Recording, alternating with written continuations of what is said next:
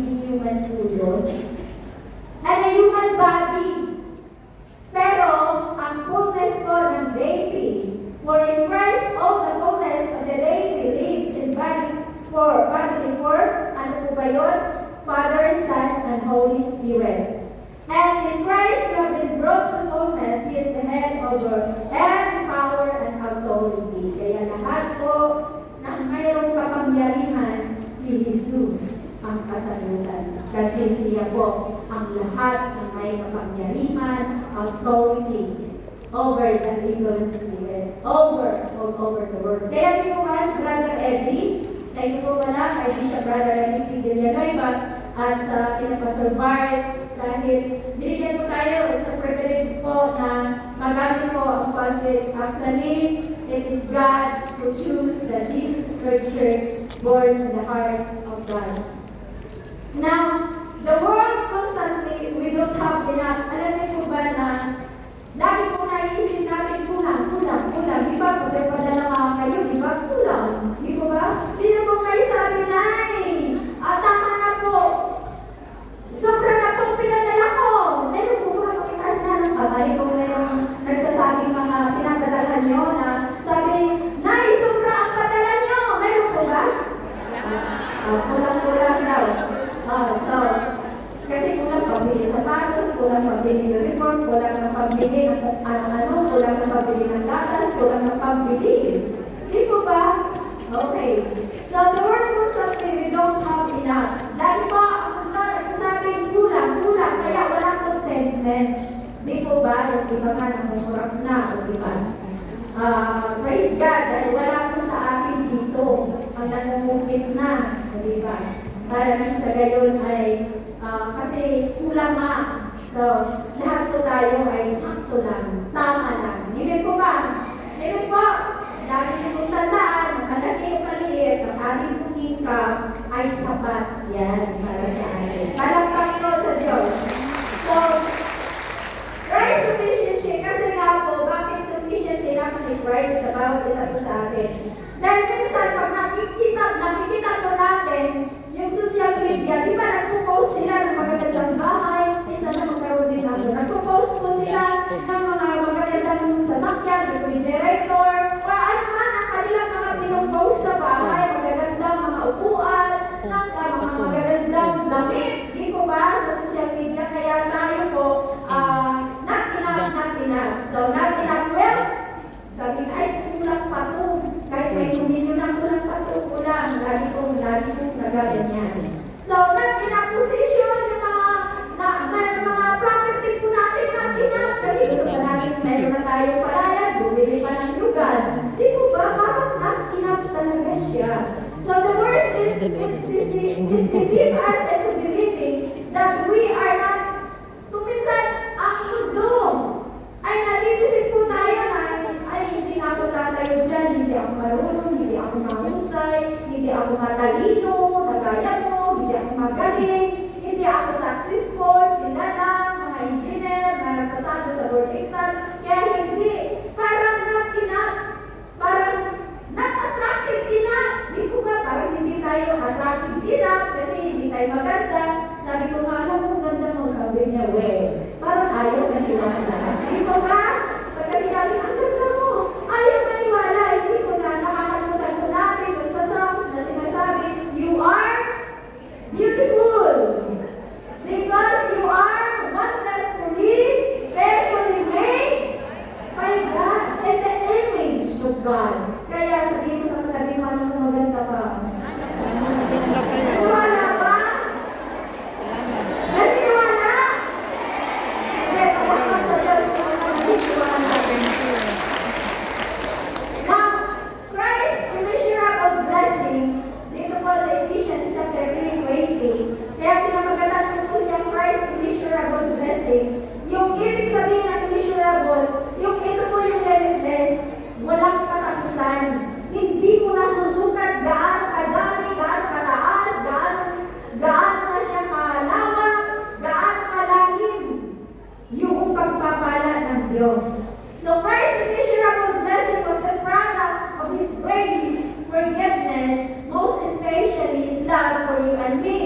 so that we live and enjoy the fullness of Christ, immeasurable blessing in us.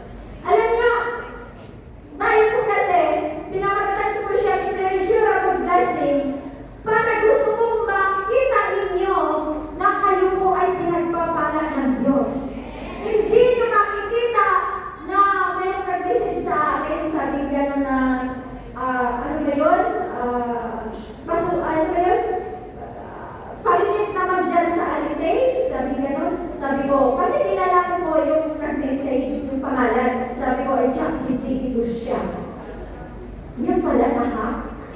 Yung pala na-hack yung kanyang account. Kaya, ingat-ingat lang po. Sabi ko sa katabi mo, ingat-ingat ka lang. Ingat po. Ingat-ingat po tayo dahil binibigyan po tayo ng isla ng Lord.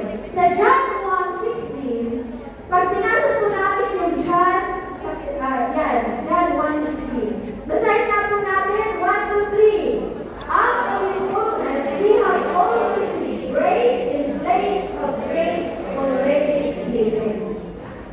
Dito po sa NIV, sa Silver Edition, ang sabi po niya, from the fullness of His grace, fullness, yung buo-buo, we have all received one blessing after one another. Ibig sabihin, sabi niya, natatanggap ko ang blessing one another. Kaya dapat ito po ang ating ilalagay sa isip. Ibig po ba? Ilalagay mo sa isip kasi kung ano ang iniisip mo, ito'y magkakaroon ng katuto. Ng talagang realidad. Ibig po, niwala po ba kayo? So, dapat ito po ilalagay natin sa isip para mawala po yung anxiety, mawala po yung worry, mawala po yung pag-aalala, mawala po ang mga problema na dumadaan sa ating pong harapan. Kasi pag walang problema ang isang tao, nasa mental hospital yan. Totoo po yan, di ba? Wala na sa problema doon. Kasi nagkaroon sila ng sobrang depression. Pero sa atin po, dumadaan po ang problema, ang hinaharap po natin, hindi upang magkaroon tayo ng anxiety, kung hindi, ito po'y tungtungan ng ating pananampalataya. Tungo sa katagumpayan, palakpak sa Diyos. Lumulong the fullness of His grace. So, ang bawat isa po ay dapat ibibigay po natin. Kasi pagka humaharap po tayo sa problema na inaalaw ng Diyos sa bawat isa po sa atin, at especially yung sakit karamdaman, it costs a lot of money. It costs a lot, it drains us. Yung mga tao na merong pinapaaral, tapos ayaw mag-aral. Sabihin, sunod na lang. Tumigil muna ako, susunod na lang. Sunod naman, tapos palipat-lipat na ng kurso ngayon. So, dapat ang ating pong maharapin ay panalangin sa Diyos at pagtitiwala. Ganun po, para mararanasan po natin ang God's mercy and kindness, ang mga pagpapala. Dapat ang isang tao hindi po nakatuon sa problema, kundi nakatuon po sa mga pangako ng Lord. Balagtas sa Diyos. Hayaan nyo na let your problem handle itself. So, hayaan mo yung problema, kahit ano namang magawa lang yung may mga problema po kasi talagang hindi kayang lutasin. Kung hindi ang Diyos lang ang may kakayanan nito. Hindi po ba, meron nga ako akong counseling, sabi ko sa kanya, hayaan mo lumutas ang Diyos sa problema mo. Kasi parang wala na talagang solusyon. Pero ang ibinigay ko po sa kanya ay ang mga salita ng Diyos, ang panalangin ng Diyos, ang pagpupuno ng mga isip po natin sa salita ng Diyos. Yan po, marami po akong counseling sa chat group. At talagang ang problema, alam niyo kasi, pagka ikaw ay nasa Lord o wala sa Lord, talagang makakaranas ka ng problema. Kasi gustong saktan ng demonyo ang nilikha ng Diyos.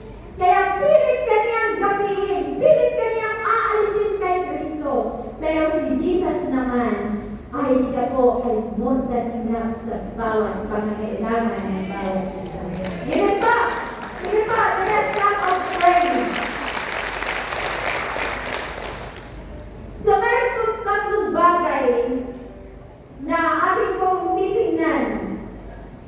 Yung para na-experience po natin yung immeasurable blessing ng ating Panginoon.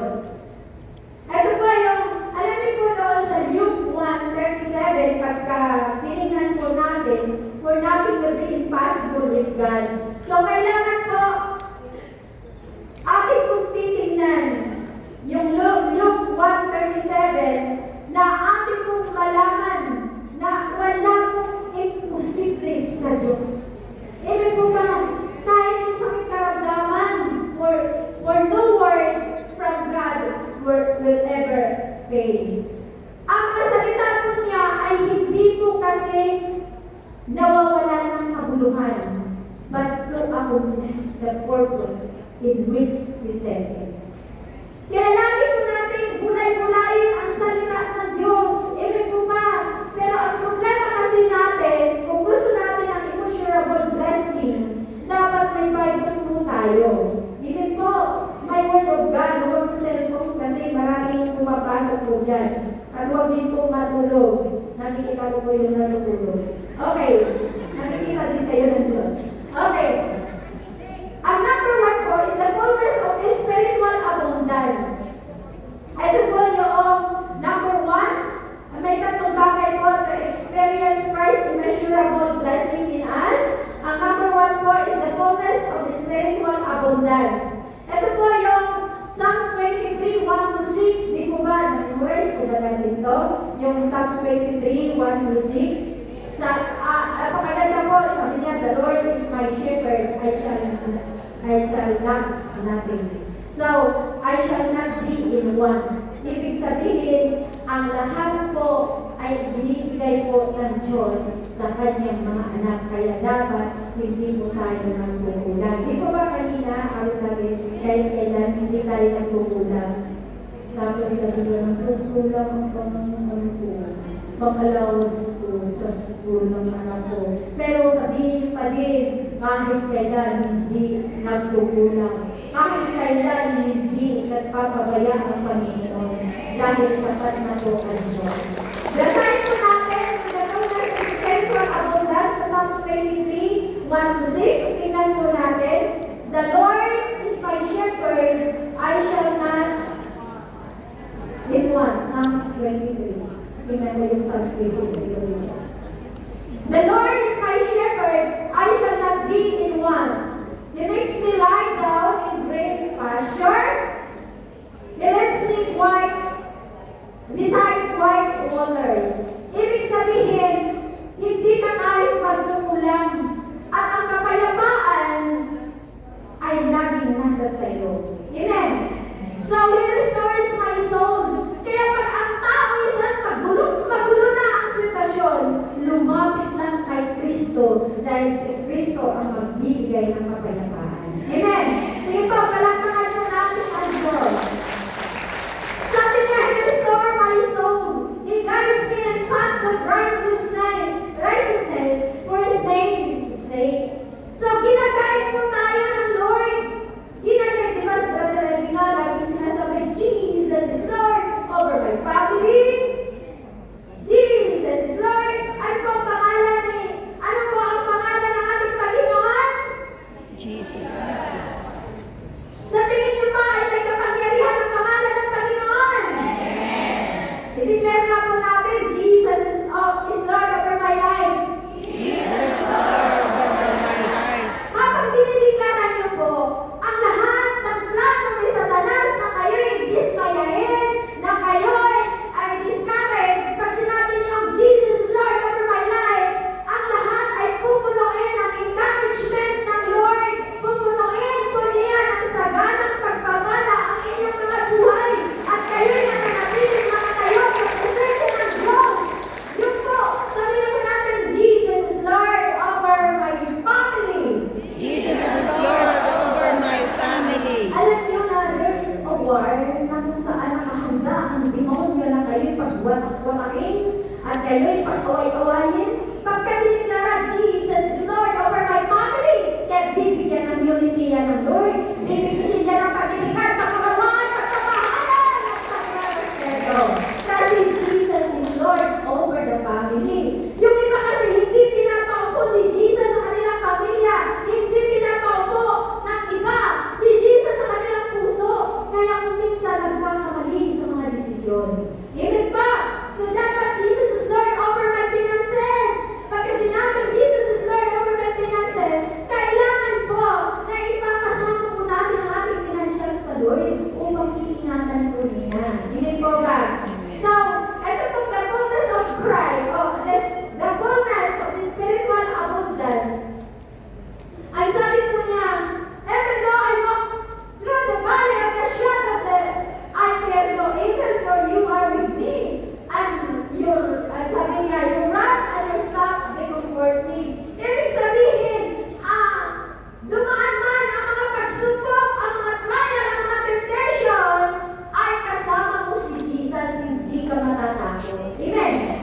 Sabi sa Isaiah 41:10, do not be discouraged, do not be dismayed. Do not be afraid, for I am the Lord God, I will help you with my righteous right arm.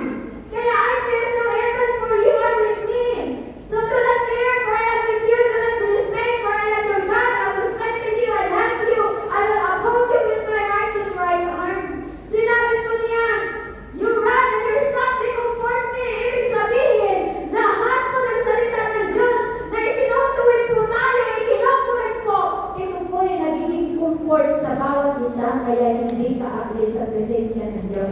Dahil ang isang tao magdidisiplina ng Diyos, ibig sabihin, mahal ka ng Diyos. Sabihin mo, kapatid, mahal ka ng Diyos. And sabi niya, you prepare a table before me in the presence of my enemies. You anoint my head with oil, my cup overflows. Surely goodness and love will follow me all the days of my life, and I will dwell in the house of the Lord forever. Palakpak po sa Diyos. Kaya it's a privilege po ang pagtipuhan. It's a privilege po na tayo po ay minahal at tinawag ng Diyos. Sino po ba tayo? Natakpan po tayo sa kanya-kanyang kalagayan ng karumihan at kasalanan. Pero tinalis po tayo ng Lord. Kaya sabi mo, kapatid, magpatuloy ka hanggang sa ulit nagbabalik ng Lord. Magtiwala ka sa Kanya. Amen! Kaya the fullness of the spiritual abundance, makikita po natin ang salvation, ang kaligtasan. Sa Psalms 91 verse 16, ang sabi, with long life I will satisfy him and show him my salvation. Long life, ibig sabihin, mag-pray po kayo na hindi magkakasakit, pahabain ang buhay niyo with satisfaction of God's blessing upon us. At lagi niya ipapakita ang kaligtasan ng deliverance. Yun po yun. Dahil we live by faith in peace with God, we live through God's direction. Ang isa pa po, ang spiritual fullness of spiritual abundance of Christ, the immeasurable blessing, ay ang forgiveness, ang malawakang kapatawaran na ipinagkaloob ng Lord sa bawat isa po sa atin. Ito po yung Ephesians 1:7, in Him we have redemption through His blood, the forgiveness of sin, in accordance with the riches of God's grace. Niredeem po tayo sa mga makasalanan ginagawa sa isip, na kung saan hindi naman talaga siya nag-iisip ng masama sa iyo. Ikaw lang ang nag-iisip na, ang tao ito nag-iisip ng masama sa atin. Ang tao ito, tanggalin po natin yun, sabihin mo kapatid. Sabihin mo kapatid! Huwag ka nag-iisip ng masama sa kapwa mo. Alam ko Mahal na mo siya. Amen po. Ito po yung immeasurable at ang forgiveness po ay natatakpan ng bawat isa sa Christian banality of their sins. God is faithful and just to forgive us and cleanse us from all our unrighteousness. Bakit nga po nagkasala? Sa Colossians 3:13-14, ang sabi,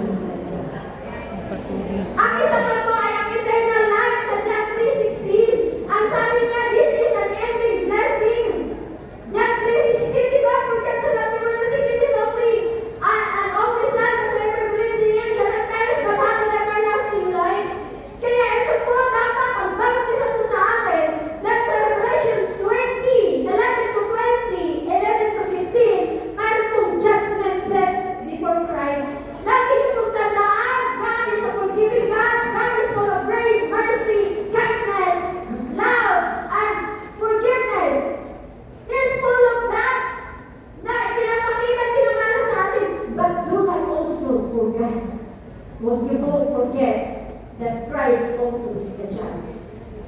Bakit judge? Hebrews 9:27, it is destined for a man once to die, and after that judgment. Huhusgahan ka sa bawat ginagawa mo. Nanalangin ka ng 5 minutes sa kapwa mo. May reward mo yan. Revelation 22:12, behold, I am coming soon, the reward is with me, and I will give it to you according to what you have done. Yun po yung paghuhusga sa mga Kristiyano na mabubuti, matatapat at mababait, palakpak sa lahat.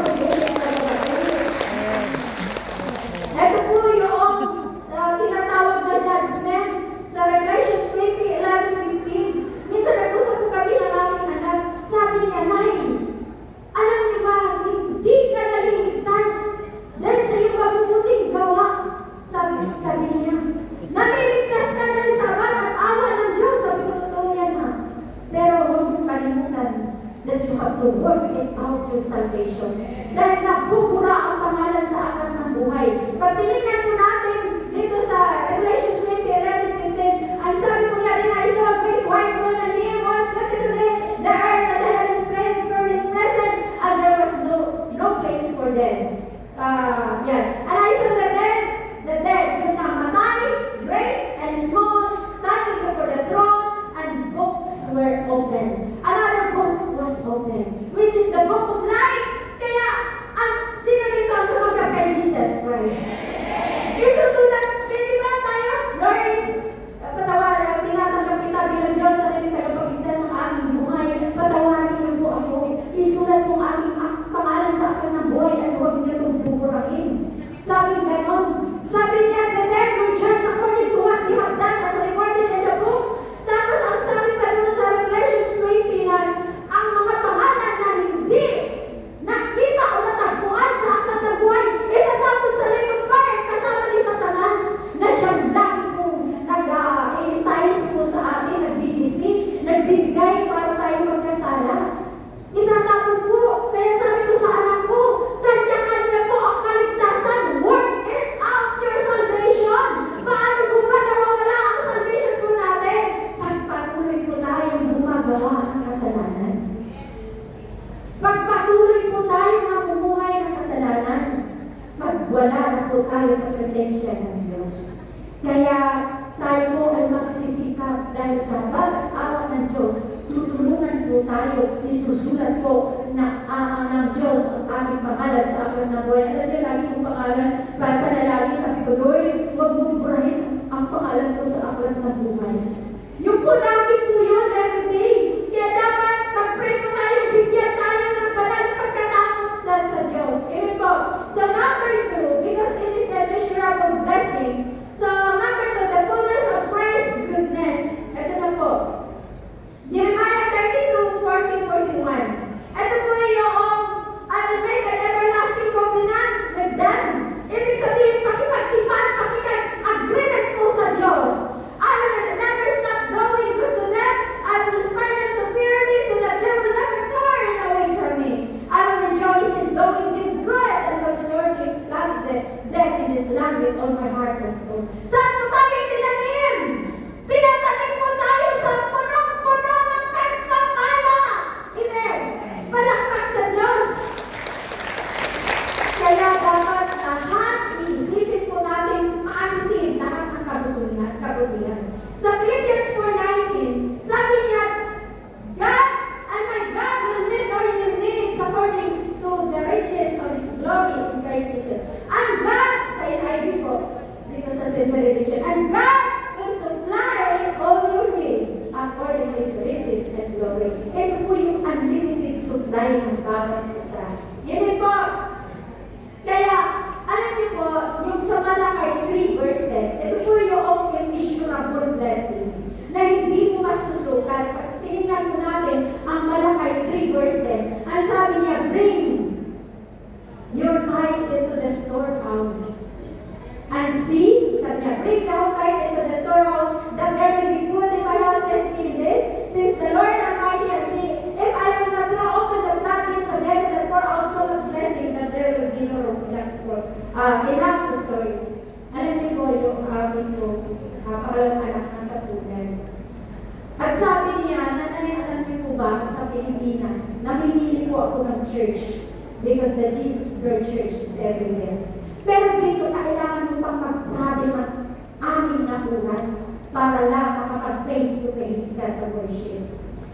Namumroblema siya kung saan niya iuulog ang tithes. Sabi ko, nagulagala sa akin, iuulog ko dito sa Hong Kong kasi wala siyang church doon. At pagkatapos, sabi naman niya, dadala ko na sa Manila kasi nag-online siya. Kasi nga walang church. At pagkabago pa, walang pang bangko, ang hirap kumilos pag walang bangko. Dahil ang bangko ko sa Pulan ay ang mga Pilipino nahihirapan buksan.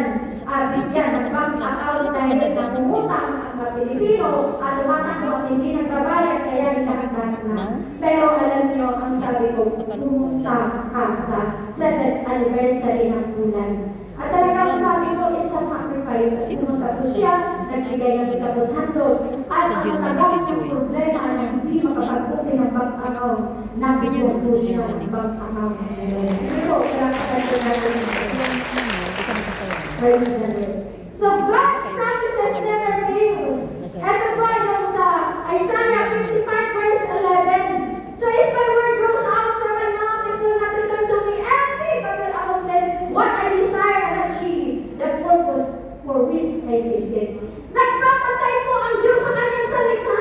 Kaya pag sinabi mo, Lord, di ba sinabi mo sa Jeremiah 29:11, for I know the plans I have for you, plans to prosper you and not to harm you, plans to give you a hope and a future. Lord, mukhang ang aking asawa ay parang, alam mo na, pero hindi po yun, because God knows the plans He has for you, to prosper you. Palakpak po sa Diyos. Hindi ka ipinanganak para maghihirap. Alam mo, meron po ako, God promises never fails. Example, meron po ako patotoo. Nung nakaraang Sunday, nakapagturo po ako sa church too. Ngayon, sabi kasi ng amo ko, doon po kasi sa bahay, nagkakalat yung kanilang nagkayamanan. At talagang 34 years, pinagkatiwalaan na po ako ng amo ko. Then, that time, nakaharap po ako sa kadami-dami po talaga. Sabi ni Chabro, narinig ko, sabi niya kumuha pa, hindi naman alam ng amo. Narinig ko ang Diyos, tinig na Diyos talaga. Sabi niya, thou shall not sleep. Sabi ko, Chabro, ang bubo mo, hanggang pumunta sa Hong para makulong. At ayaw nila sirain, sa 34 years sirain, ang pagtiwala ng amo. At alam niyo, sabi ko doon sa, kinausap ko yung nakatabang doon, sabi ko, bakit kasi ayaw ka nalang pumunta sa akin? Para, yung gano'n para, bakit kasi wala ka nang pakinabang dyan? Naandyan ka lang eh. Ang tagal na kitang nakikita dyan. Kumanyan po ako, kinausap ko talaga yung kayamanan na yun. Sabi ko, ang tagal na kitang nakikita dyan. At pwede ba hindi ako matutokso? Bakit kasi ayaw ka nalang pumunta sa akin? Lord, bakit ayaw nalang kasi ibigay sa akin? Dahil madaming nangangailangan. Alam mo yung prayer ko, hindi para sa sarili ko. Kundi sabi ko, Lord, hayaan mo naman magamit yan. Ibigay sa akin upang mayroon akong ipamigay. Palagpak sa Diyos. Mukha ko na yung nagiging ako. Sabi niya, kumusta? Ma'am, kasi ganyan, kailangan ko ng ganito, ganyan. Sabi niya, magkano ba yan sa peso? Kasi sinabi ko ang peso, 20,000. Tapos sabi ng amo ko, how much is it sa Hong Kong? Bigla akong sumagot kasi ang talino ko sa mathematics, sabi ko, 4,000. Tapos nung bumaba ako, sabi ni Pastor Mary, hindi, 2,700 lang yun, 20,000. Sabi ko, wala, magkasala ako sa Lord. Kasi sabi kagad ng Lord, 20,000, okay, I'll give it to you. 4,000, okay, I'll give it to you. Sabi kagad niya. Tapos, ito, parang sa Diyos. Sino mag-give sa inyo ng 2,000 na may sino ka na. Okay. Ngayon, ang sabi ko po, ito'y patotoo ko po sa inyo. Tapos ngayon, ang sabi ko, sabihin ko na lang ng Lunes, kasi mali pala yung kwenta ko, parang 4,000 na 20,000. Ito, 2,700 lang pala. Sabihin ko, ginupitan ko yung amo ko, nasarado yung bibig ko,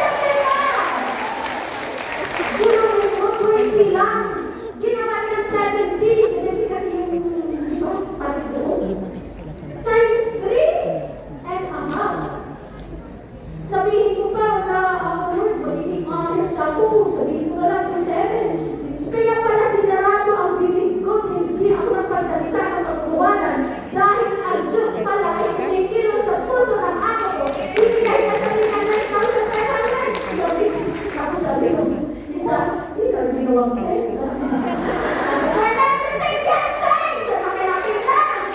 Nagkano ka pa? Ganun po kasi ang tao, di ba nagre-reklamo? Never enough. Because God, Christ is sufficiency is more than enough. Amen. Kaya kailangan ang bawat isa po sa atin, ibigay mo natin ang ating ipagtanggap at ang Diyos po ang siyang kikilos sa bawat isa po sa atin. Kasi God promises never fails. Amen. Lahat ng pangako niyan. Ang isa pa po, God's faithfulness throughout generation. Deuteronomy 5 verse 10. Ang sabi niya, but you will love 1,000 generation of those who love me and keep my commandment. Kaya, dahil mahal mo ang Diyos, 1,000 of your generation ay tunay na po na pagpapalangin ng Diyos. Malakang sa Diyos. 1,000 of my generation. Sabi po naman sa Lamentations 3:22-23, great is thy faithfulness. Great is thy faithfulness, Lord. Hindi po ba doon sa Lamentations 3:22-23, ito po yung sinasabi niya na kahit dumaan man ang mga pagsubok because of the Lord, great love, we are not consumed for it. Sabi niya, for His compassion never fail, they are new every morning. Great is thy faithfulness.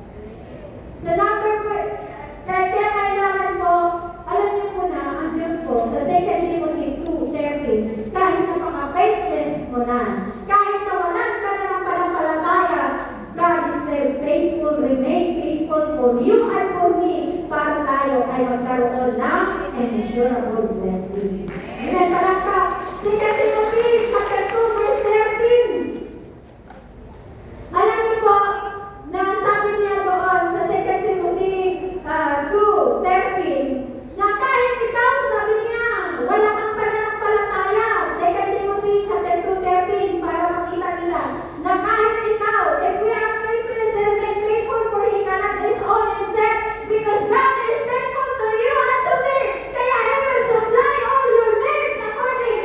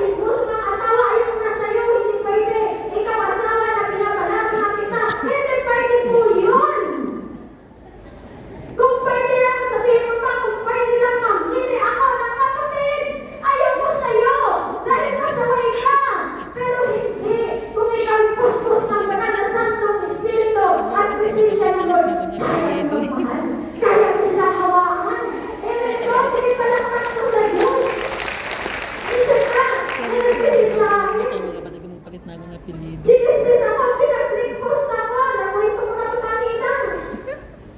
Pinost ako, pinag-click, nagsama-sama ng ugali ko. Chinat ko siya. Sabi ko, magpapadala ako sa'yo. Sabi niya, sorry, I love you. Sabi ko, tanggalin mo yung post mo. Hindi mo dapat papatulan na nagpaparinig ka din na nag-aaway ka sa doon. No, magbago na po tayo. Ako nagbago na ako eh. Sabi ko, magpapabait na tayo. Sabi ko, magpapakabait na ako. Amen! Palakpak sa Diyos! Ang kumain dahil kay Kristo! The power, ang isa po, yung anointing of the Holy Spirit, Isaiah 61.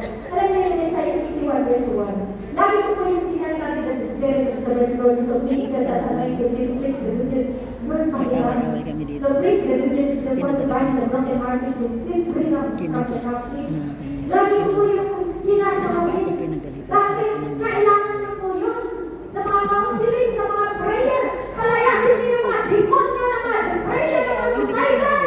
Palayasin niyo yung demonyo ng mga kaguluhan. Look, di ba yung 10:19 ba yun? Ang sabi, I have given you the power and authority, kaya immissionable po yan. To trample on snakes and scorpions and to overcome the power of the enemy, so that no one can harm you. Kaya ang pinakalas ko is the power of witnessing. Sa Acts chapter 1:8, ang sabi niya, and you will receive power when the Holy Spirit comes on you, and you will be my witness in Jerusalem, and all Judea and Samaria to the ends of the earth. Palakpak ko sa Diyos. Kaya, tumayo po ang bawat isa, ang sabi ko doon sa Matthew 28:19-20, memorize niyo po ba yun? Dapat mamaya tayo po ay magkakaroon ng tinatawag na evangelism. I-share po tayo ito tumayo lahat. I-share po natin ang kabutihan. Matthew 28:19-20, the reason why we need the power of witnessing, why we need God's divine power and authority in us. Hingin po natin yun. Dahil lang sa gayon, tayo po ay magamit sa kuya ng Diyos. Basahin po natin yan at ibibigay. Dahil ito po ang pinaka-heart ng church. Ito po yung pinaka-job ng church. Ito po yung pinaka-heartbeat ng ating Panginoong Jesus. Ang dalhin ang mga tao na walang dito upang magkaroon po sila ng kaligtasan, makilala ang ating Panginoon. At kahit kailan, hindi po kayo nagkakamali sa inyong desisyon na pumunta dito sa church. Bakit? Ang naguguluhan at magkaroon ng kapayapaan, ang kalumihan magkakaroon ng kamalakan. Ganyan po ba? Nararamdaman po natin na welcome tayo ni Jesus. Hindi po tayo nire-reject. Sabi nga gano'n, therefore go and make disciples. Sige po, basahin po natin. Therefore, Make disciples of all nations, baptizing them in the name of the Father, and of the Son, and of the Holy Spirit, and teaching them to obey everything I commanded you, and surely I am with you always to the very end of this age. Kaya we should not weary in doing good to the conclusion. We should not weary in doing good because we have a faithful God that promises us to meet all our needs. Kaya hindi po tayo mag-weary. Hindi po tayo mapagod ng paghinaan. Kailangan marami pong tao na maliligtas. Because Christ, immeasurable blessing, ay mararanasan. Gusto niyang mararanasan sa lahat ng tao sa mundo. Kasi alam po natin, kapag wala po sila sa church, nandun po sila nagtutungin, natatapos ang kanila po Sunday, kanilang day off na nagtutungin, natapos nagsusugal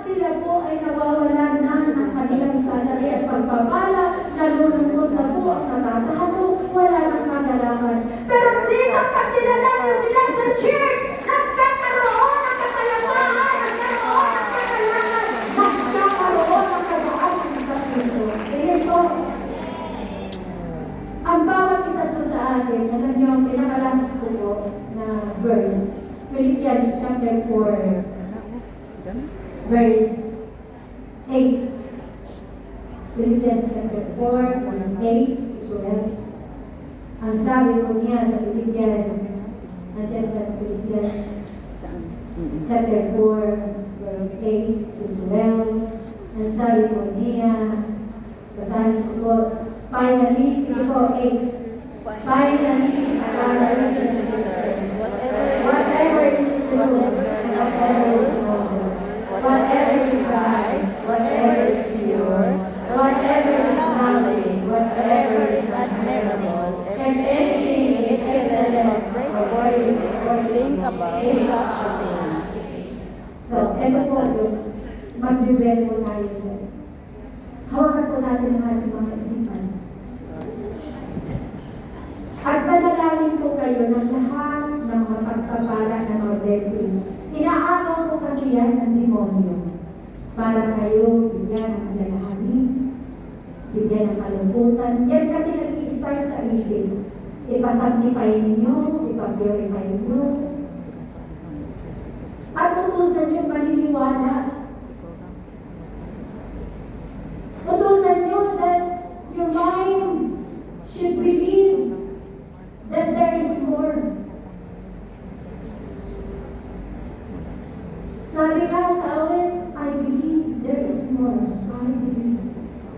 Utusan niyo po, mahalaga po ang pag-iisip. Huwag niyo po, i-focus yan. Ang inyong isipan, ang inyong puso, ang inyong paningin, ang inyong matay na. Yung ulo niyo, hawakan niyo, kasi mahalaga po yan. Nandyan ang mga mata na nakakita. Nandyan ang mga tainga, nagkarinig. Nandyan ang inyong brain na nagpapunction. Utusan nyo na magiging positive that whatever is lovely, whatever is good, whatever is praiseworthy, and whatever blessing, be a positive thinker. Lord, habang hinahawakan ko ng inyong mga anak, makahirap po mga ulo, Lord, na kung saan nandyan po minsan sumisigil ang kaaway. Ay tunay nga kung pinapabanutan ko sa iyo ng banal na dugo.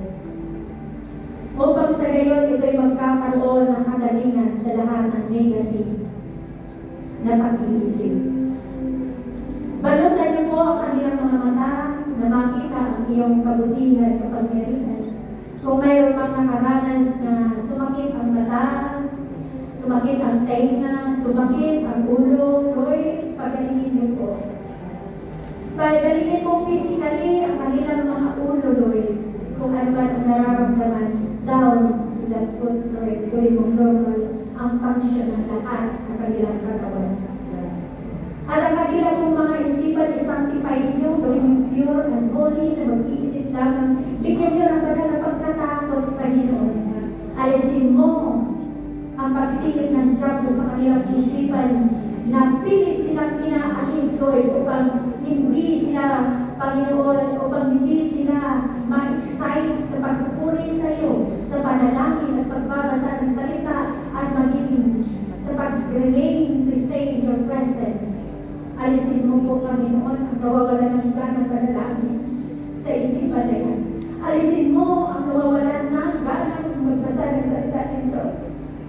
Alisin Diyos sa kanilang isipan, Lord, ang hindi nila nanampalataya.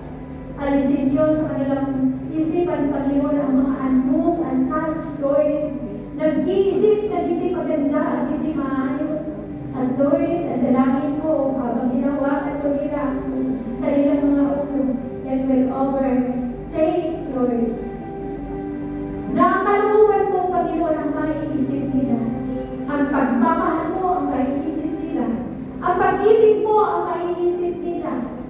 Ang kabutihan at katapatan mo, ang maiisip nila. Ang immeasurable blessing, ang maiisip nila, especially in the times of testing, trials, and problems. Lahat mo, O Diyos, na nagkagaling sa iyo, doon sila nakatuon ang kanilang paningin sa iyo, Panginoon, kaligtasan sa iyong pag-ibig na hindi nagpamalayo kahapon ngayon at pagpakailan. Ano man ngayon ang sitwasyon ng inyong mga anak o pinagdaanan o nawawalan na, Panginoon, ng tiwala o kana, Panginoon, ito sa kanila bus team, ang kanilang pagtatrabaho doon, Lord.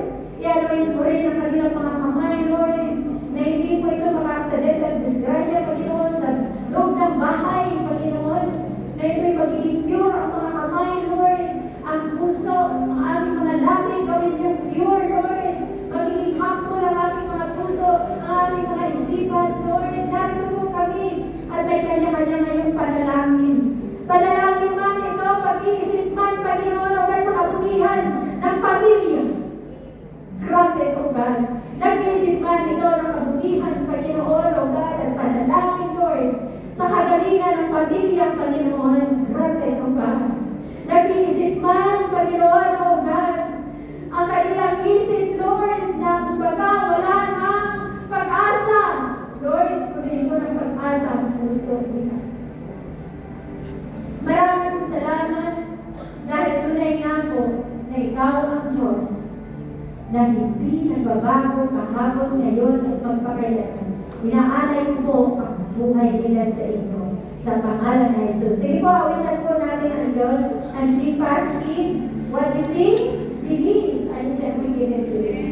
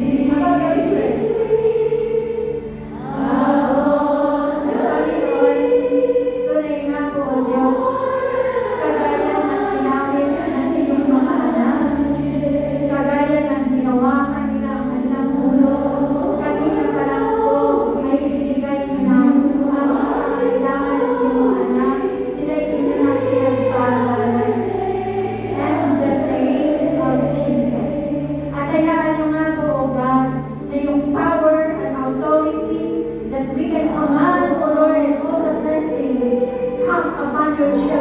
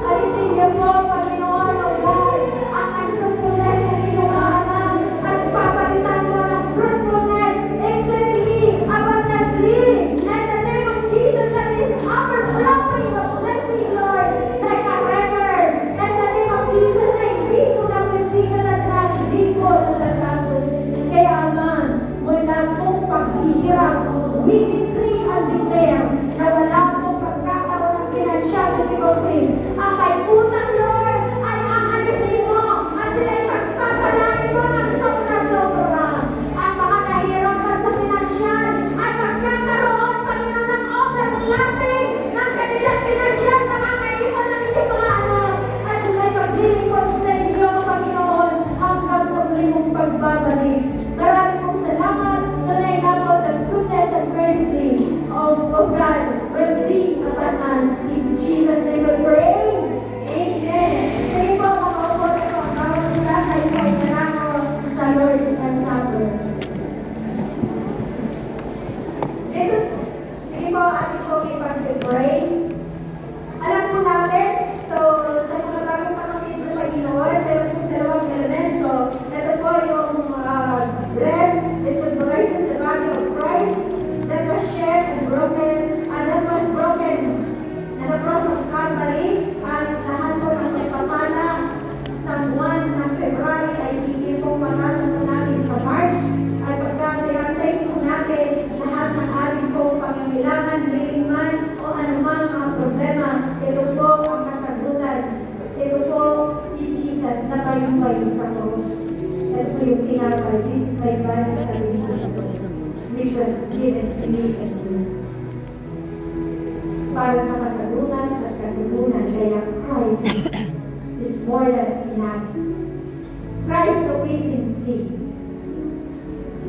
Ang isang elemento po, ito po yung Diyos of the vine. This symbolizes the blood of Jesus. Na natusok po siya sa, di ba yung isang, siya po ay natako sa cross, natusok po, kumuha po ng swords, tinusok po sa cross, dito po sa malapit sa heart. Lumabas po ang tubig at dugo para hugasan po kayo sa mga kasalanan. Kaya tayo po ay nagkakaroon po ng worthy, not because of what we have done, but because of God's grace and mercy. Kaya everyone will partake. Amen po, makapag-partake po tayo sa Holy Communion because of God's love. Amen po. Sige po, ating pong ipanalangin, Dakilang Diyos, makapangyarihan sa lahat, straight forth, na may gawa ng langit at lupa. Salamat po, Panginoon, as we're going to remember, Lord, sa Holy Communion nato for the Last Supper. Tunay nga po, Panginoon, na kami po ay mag-relieve o mag-aari ng benefits, ng kabutihan sa ginawa mo sa krus ng Kalbaryo. Salamat po, Panginoon, ng marami. Dahil sa aming pong pag-partake, alam po namin na kami yung pinatawad at ng divine protection ay nasa sa amin. At tunay nga po, kagalingan ay pagkakalog mo sa bawat isa sa aming pagpalain mo ang inyong mga anak na gagamitin mo. Patuloy na po pagpalain mo rin ang bawat isa sa amin. In Jesus' name we pray. Amen. Amen. Sige po.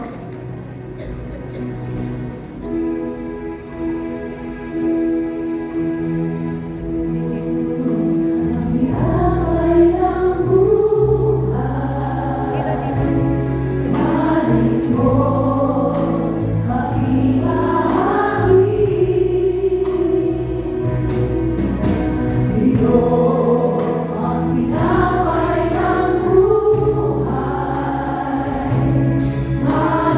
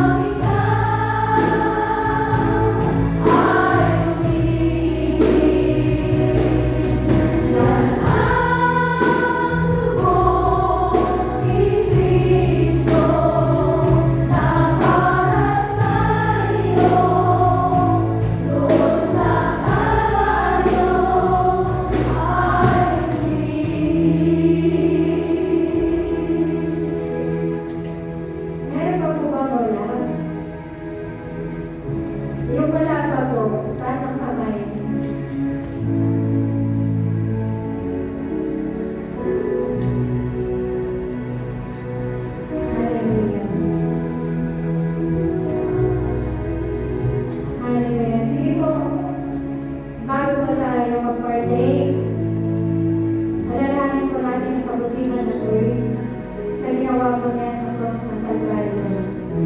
Humingi po tayo, kanya-kanya po tayo humingi ng tawad, kanya-kanya po tayo humingi ng pasasalamat. Taas po natin ang tinapay, ang sabi po niya, For I received from the Lord what I also passed on to you. Sabi niya sa 1 Corinthians 11:23, For I received from the Lord what I also passed on to you. The Lord Jesus on night was betrayed, took bread, and when he had given thanks, he broke it and said, This is my body, which is for you. Do this in remembrance of me. Sabay-sabay po. Thank you, Lord. Thank you, Jesus. Thank you po sa iyong katapatan at kabutihan. Das po natin yung sa araw ng iman. And the same way, verse 25, ang sabi po niya, In the same way, after supper, he took the cup, saying, This cup is the new covenant in my blood. Do this whenever you drink it in remembrance of me. Sabay-sabay po. Panginoon, maraming pong salamat dahil tunay nga po kami po, Lord, ngayon ay iyong naglilinis ng lubusan, pinatawad, pinakonsecrate. Maraming pong salamat sa iyong kabutihan at katapatan.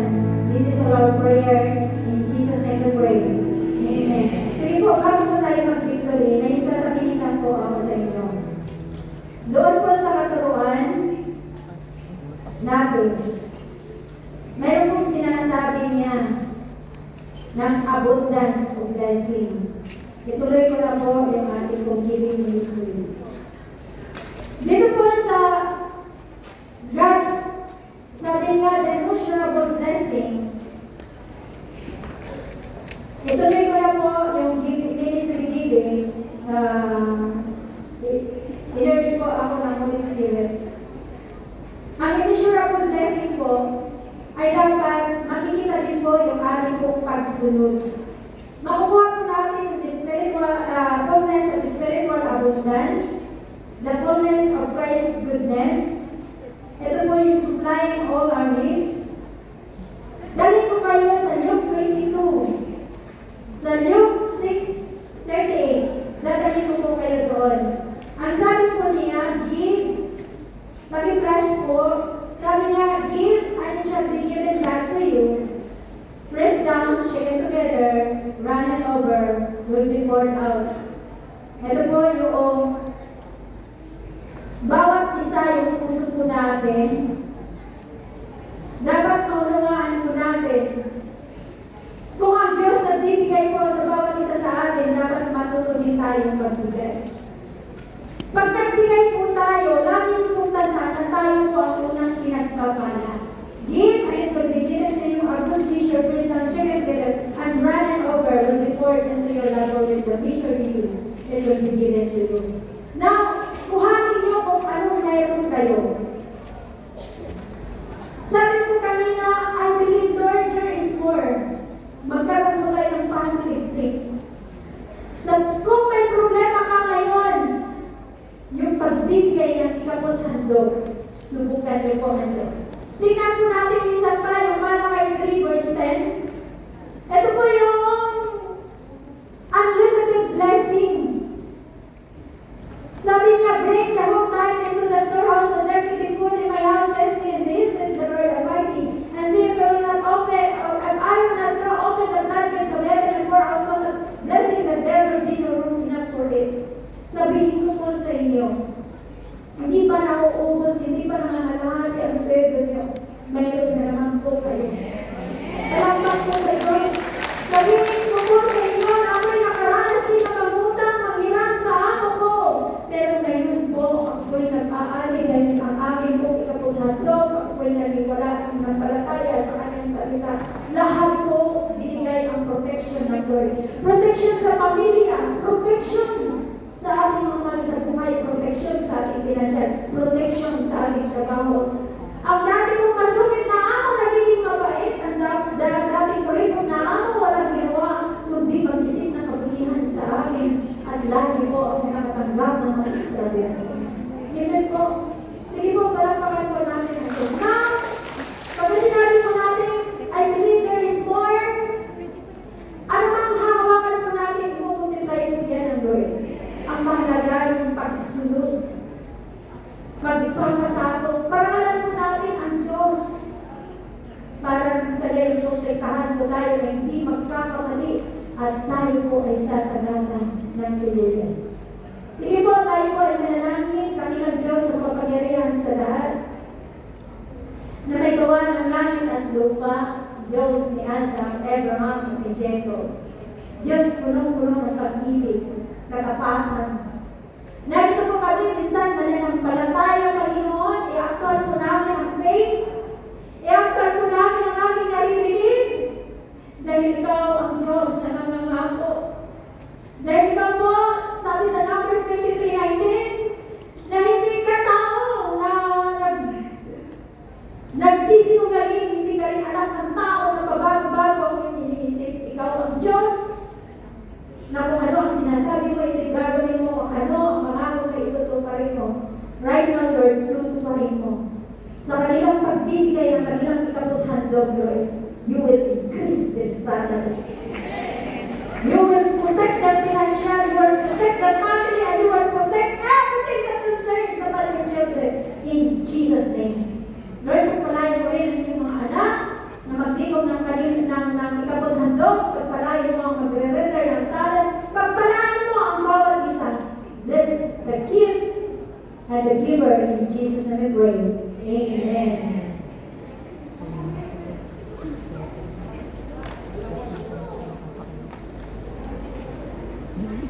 Dito ate, dito.